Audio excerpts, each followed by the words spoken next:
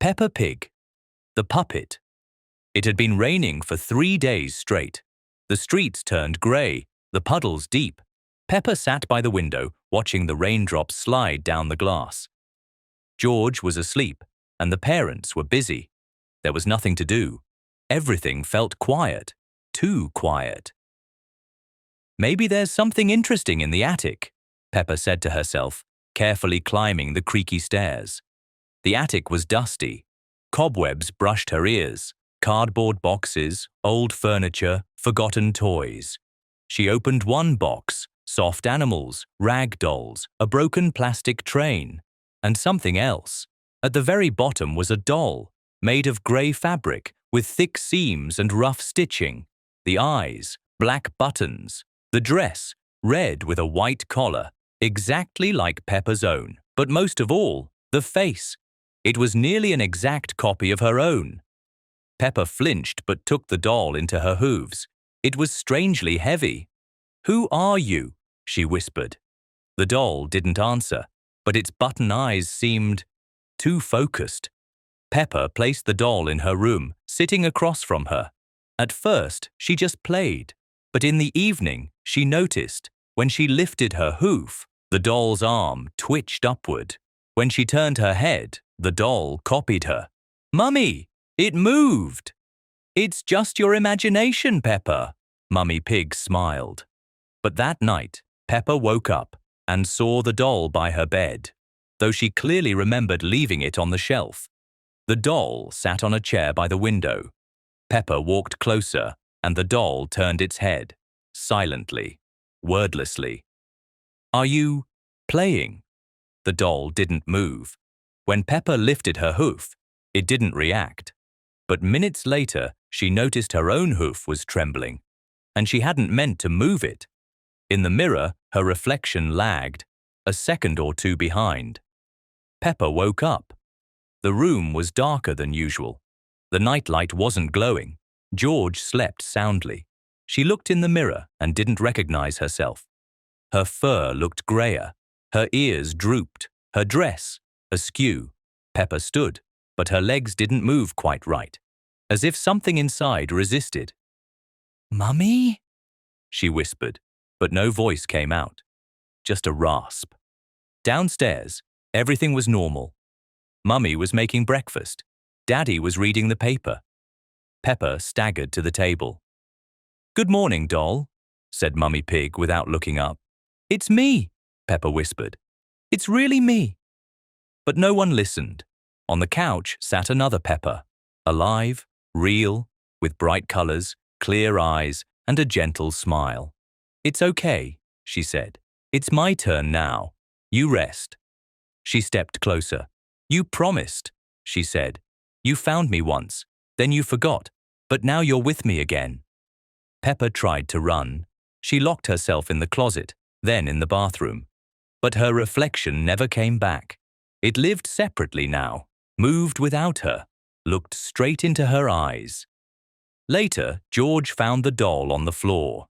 It had button eyes and a familiar red dress. He picked it up and said, "Wanna play?" And the doll slightly nodded. Peppa Pig, the thing in George's bed. The morning started like usual. Peppa stretched in bed and yawned. Light was slipping through the curtains. She heard the fridge door close downstairs. Daddy Pig was already in the kitchen. She glanced at the bed next to hers. George was still asleep. The blanket covered him almost completely. Only a bit of his head was showing. "George!" Peppa called lazily. "Wake up, it's breakfast time!" No response. She got up and walked closer. "George," she said louder, "get up, sleepyhead." She gently touched his shoulder. It was cold, too cold. A chill ran through Peppa's chest. She grabbed the blanket and slowly pulled it down. What she saw wasn't George. It looked like him. Same pajamas, same little hooves. But the skin was pale, paper white, and the eyes, wide open, staring, unblinking, and completely empty. Peppa stumbled back. "Mummy! Daddy!" she screamed. "Something's wrong with George!" No answer. Peppa looked at the door. It was shut. She ran to it and tugged the handle, but it wouldn't move.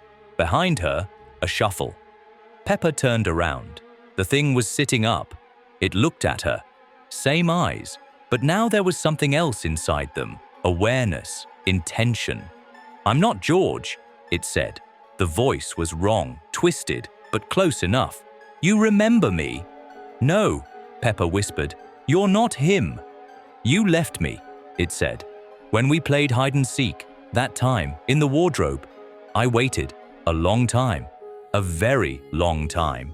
It stood up, jerky, unnatural movements. The floor creaked. "But now, I found a place." Peppa ran to the window.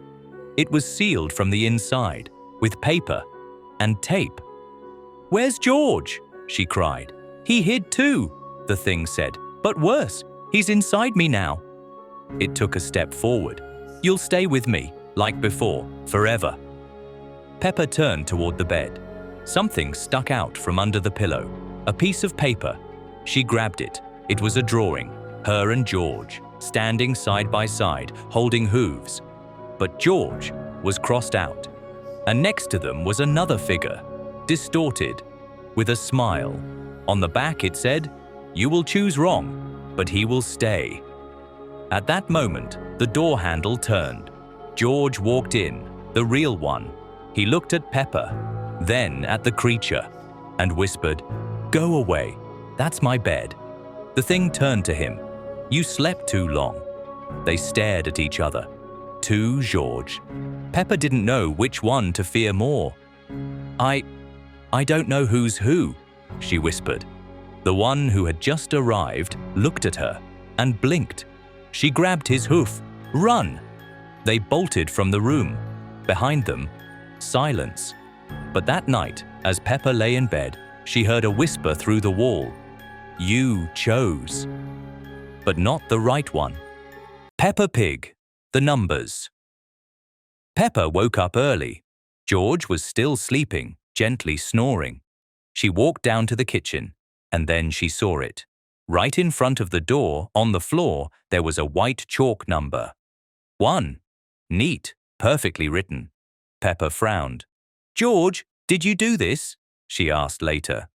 George only shrugged. "Dinosaur can't write." Daddy Pig wiped it away with a cloth.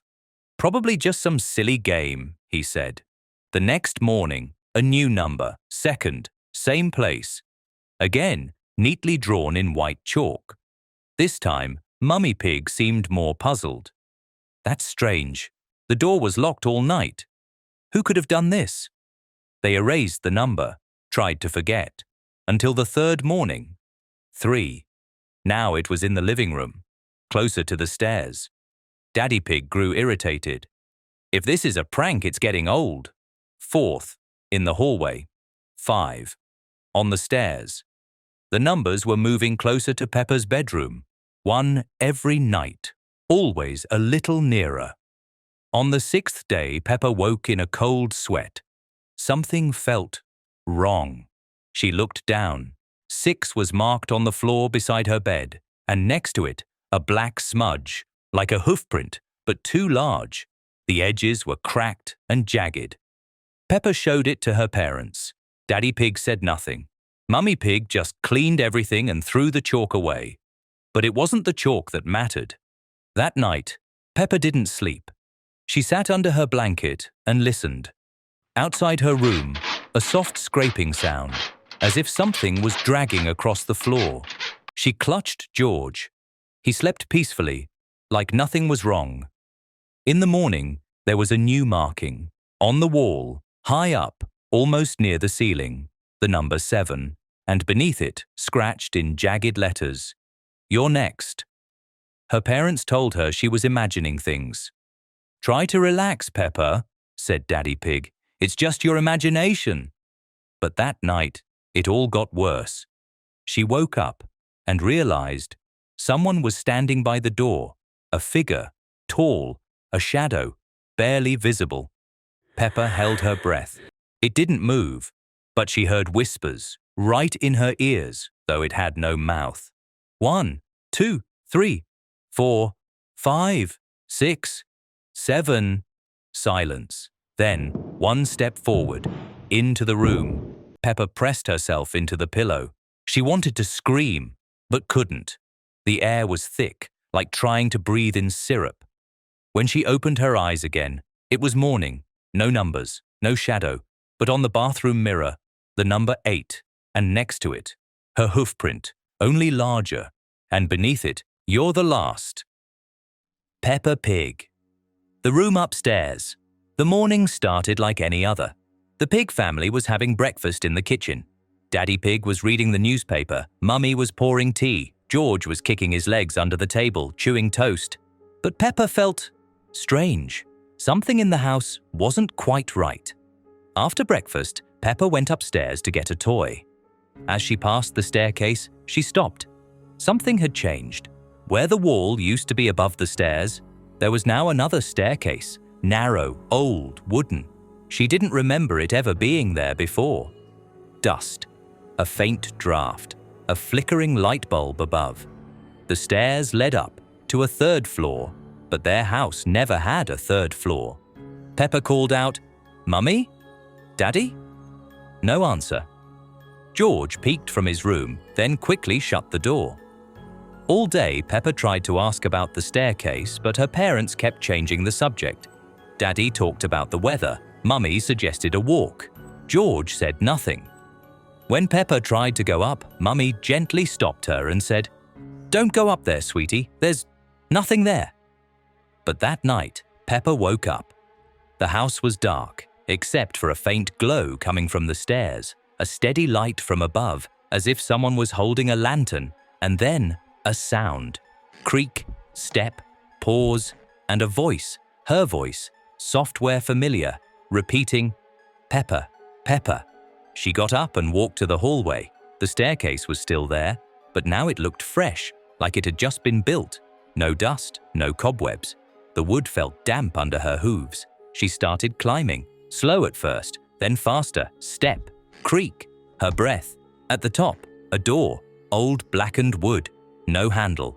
She reached out and then heard another voice, also hers but off, echoing, distorted.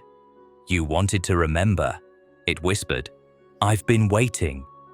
Peppa froze. She felt something else had followed her up. She turned. Nothing behind her. She touched the door. Inside was a room, empty.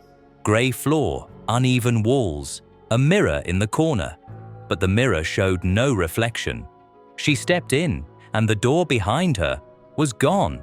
The wall was solid now. Suddenly, a reflection appeared in the mirror. It looked like her, but it didn't move the same way. It stared, then smiled, slowly, widely. It didn't blink. Peppa screamed. In the morning, she woke up in her bed. Sunlight, clinking dishes, Mummy's voice, George playing with his dinosaur. She got up, went to the hallway. The staircase was gone. But when she looked into the bathroom mirror, in the far corner of the reflection, she saw a narrow staircase. And at the top, a girl who looked like Peppa, standing, looking down. Peppa's Forgotten Walk. The Forest Whispers. One day, Peppa and her friends set out for a walk in the dark forest that began just beyond an old wooden gate, warped and splintered with age. It had always seemed mysterious, but today, something about it felt inviting. No one remembered who suggested going there. It was as if the idea appeared in everyone's head at once. At first, it was all innocent fun. Peppa giggled, George collected pine cones, Susie built a magic circle out of sticks, and Danny Dog told scary stories. They found a clearing full of mushrooms, strange ones, blue, almost like they'd been painted. Trees creaked even though the air was still. Then, a sound, quiet but heavy, like something breathing just behind them, unseen. Peppa froze, a rustle, another. Leaves fell from motionless branches. "Did you hear that?" she whispered. "It's just the wind," Pedro muttered. But wind doesn't growl. The sound came again, low, wet, and with a wheezing edge. George whimpered and clutched her hand. Eyes appeared behind the bushes. Red. not reflecting light glowing on their own. "It's a monster," Rebecca screamed, and in that instant the forest woke up. A boar, but not like any they'd ever seen. Its fur was black as ash. Its mouth hung open with a long, dripping tongue like a snake's. It didn't run.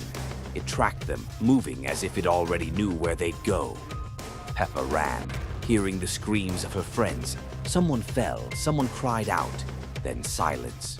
She was alone, except for the boar's heavy breath, right behind her. She tripped. Her backpack, where? She fumbled in the dark, fingers closing around her toy flashlight. Click. The beam lit up the beast's eyes. It stopped, hissed, and then it laughed. Yes, laughter. Low, broken, like someone else was speaking through it. It lunged, and Daddy Pig burst from the darkness, swinging a burning branch. The boar recoiled but didn't flee. It withdrew, never blinking. Then it vanished into the fog. Peppa didn't sleep that night. The next morning, the sun was shining. Everything seemed normal. But in the yard, fresh hoofprints in the dirt, and in the bushes, an eye, red, watching.